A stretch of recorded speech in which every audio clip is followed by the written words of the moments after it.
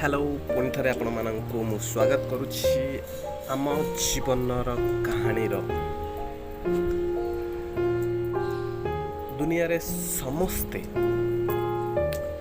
ସତ୍ୟକୁ ତ ଜାଣିଛନ୍ତି, ସତ୍ୟ କ'ଣ ବୁଝନ୍ତି, ଚିହ୍ନନ୍ତି ଆଉ ବଞ୍ଚନ୍ତି ମଧ୍ୟ। ଏଇଟା ଭଗବାନଙ୍କର ଗୋଟେ କୃପା ଆମ ଉପରେ ଯେ ସତ୍ୟକୁ ଜାଣିଲା ପରେ ମଧ୍ୟ ଆମ୍ଭକୁ ସେଥିରେ ବଞ୍ଚିବାକୁ ଦଉଛନ୍ତି। ଏମିତି ସତ୍ୟକୁ କିଏ ଜାଣିନି ସେଇଟା ସେମିତି ବଞ୍ଚି ପାରନ୍ତି ନାହିଁ, ସେଇଟା ହେଇପାରିବ ନାହିଁ। କାରଣ ଆମ୍ଭକୁ ଜଣା, ଯଦି ମୁଁ ଭଲ ପାଠ ପଢ଼ିବି, ଭଲ ଭାବେ ଲେଖିବି, ତେବେ ଭଲ ମାର୍କ ପାଇ ଭଲ ଭାବେ ପାସ୍ ହେଇପାରିବି। କିନ୍ତୁ ବହୁତ କମ୍ ଯେଉଁମାନେ ଭଲ ଭାବେ ପଢ଼ନ୍ତି ଆଉ ଶିକ୍ଷିତ ହେଇକିନା ପାସ୍ ହୁଅନ୍ତି। ଜାଣିବା ଆଉ ଶିକ୍ଷିତ ହେବା ସମସ୍ତଙ୍କୁ ଜଣା, କିନ୍ତୁ ସମସ୍ତେ ଶିକ୍ଷିତ ନୁହଁ। ସମସ୍ତେ ଫର୍ଷ୍ଟ କ୍ଲାସ୍ରେ ପାସ୍ ହେଇପାରନ୍ତି ନାହିଁ।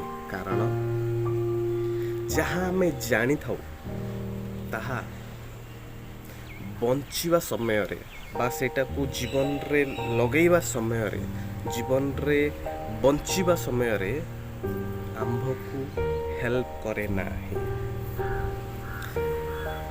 ଏହି ଉଦାହରଣ ସହିତ ଆଜିର ମୁଖ୍ୟ ଯେଉଁ ଆମର ବିଚାର ଥିଲା ଭଲ ପାଇବା। କାଲି ଆମେ ପଢ଼ିଥିଲେ କେମିତି ଗୋଟେ ଜୀବନକୁ ଅନ୍ୟମାନଙ୍କୁ ଆମ ଜୀବନରେ କେମିତି ଯତ୍ନ ନେବା। ଆଜି ଅନ୍ୟକୁ କିଭଳି ଭଲ ପାଇକିନା ଆମେ ବଞ୍ଚିବା ଏ ଦୁନିଆରେ। ଦେଖନ୍ତୁ, ମଣିଷ ଜୀବନ ଗୋଟେ ହିଁ ଆମକୁ ମିଳିଛି ଏଠି।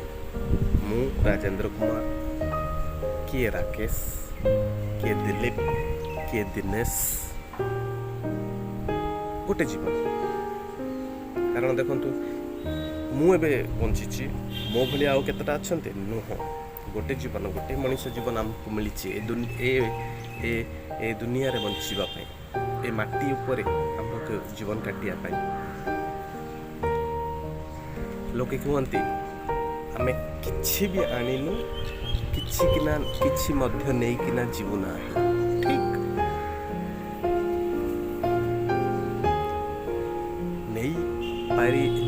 ନେଇ ତ ଯାଇପାରିବା ନାହିଁ, କିନ୍ତୁ ବଞ୍ଚିବା ସମୟଟା ସେଇଟାକୁ, ସେ ପ୍ରିନ୍ସିପଲ୍ଟାକୁ, ସେ ରୁଲ୍ଟାକୁ, ସେ ରେଗୁଲେସନ୍ଟାକୁ ଆମ ଜୀବନରେ ଆମ୍ଭେ କେତେ ଦୂର ତାକୁ ୟୁଜ୍ କରିପାରୁଛେ, ତା ଉପରେ ବଞ୍ଚିପାରୁଛେ, ସେଇଟା ଆଜିକାଲି ଅସମ୍ଭବ ହେଇପାରୁଛି।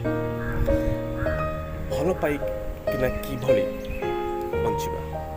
ଏ ଦୁନିଆରେ ଏତେ ଅସୁବିଧା, ଲୋକେ ମିଛରେ ବଞ୍ଚୁଛନ୍ତି, ନିଶାରେ ବଞ୍ଚୁଛନ୍ତି, ଅଜ୍ଞାନୀ ହେଇକିନା ବଞ୍ଚୁଛନ୍ତି, ବୁଝି ନ ପାରି ବଞ୍ଚୁଛନ୍ତି, ଅଯୋଗ୍ୟ ହେଇକିନା ବଞ୍ଚୁଛନ୍ତି, ଅନ୍ୟମାନଙ୍କର ଜୀବନ ନଷ୍ଟ କରିକିନା ବଞ୍ଚୁଛନ୍ତି, ମାରିକିନା ଜେଲ୍ ଯାଇକିନା ବଞ୍ଚୁଛନ୍ତି। ତେବେ ଆମ୍ଭର ମଣିଷ ପ୍ରତି ଭଲ ପାଇବା କୋଉଠି?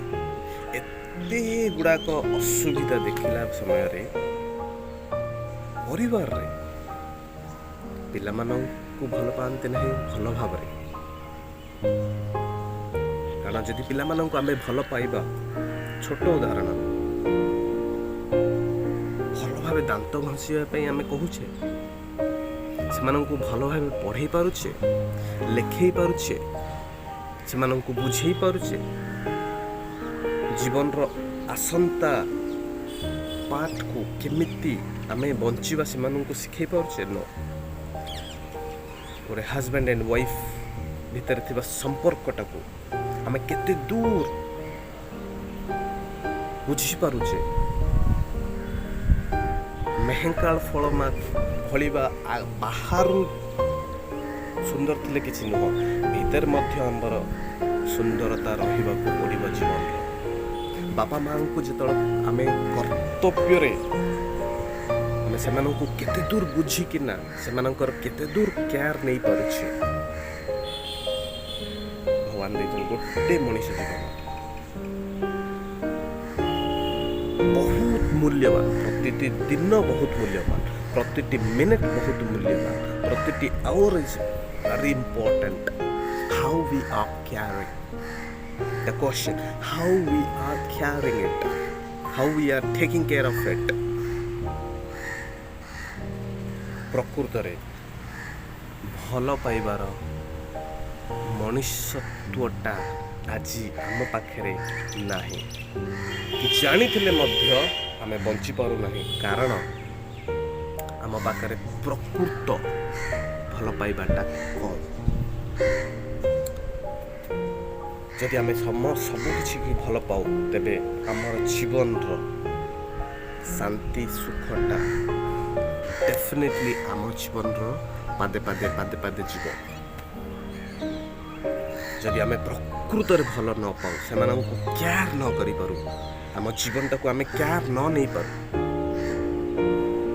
ସକାଳୁ ଜଗିଂ ଅଫିସକୁ ଗଲେ ଅଫିସରେ ଗୋଟେ ମଣିଷ ପଣିଆର କର୍ମ କରିକିନା ଆସିବା, husband and wife help each other in doing everything, taking care of our elderly father, mother, parents. This is required.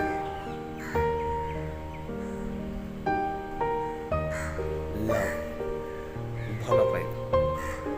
ଆମେ ଯେତେ ଦୁନିଆରେ ଭଲ ପାଇବା, ଆମର ଜୀବନର ବଞ୍ଚିବାର ପ୍ରଣାଳୀଟି ଅଧିକ ସୁଦୃଢ଼ ହେବ। ଏହି ଥଟ୍ ସହିତ ଆପଣଙ୍କୁ ମୁଁ ପୁଣି ଥରେ ବିଦାୟ ନେଉଛି।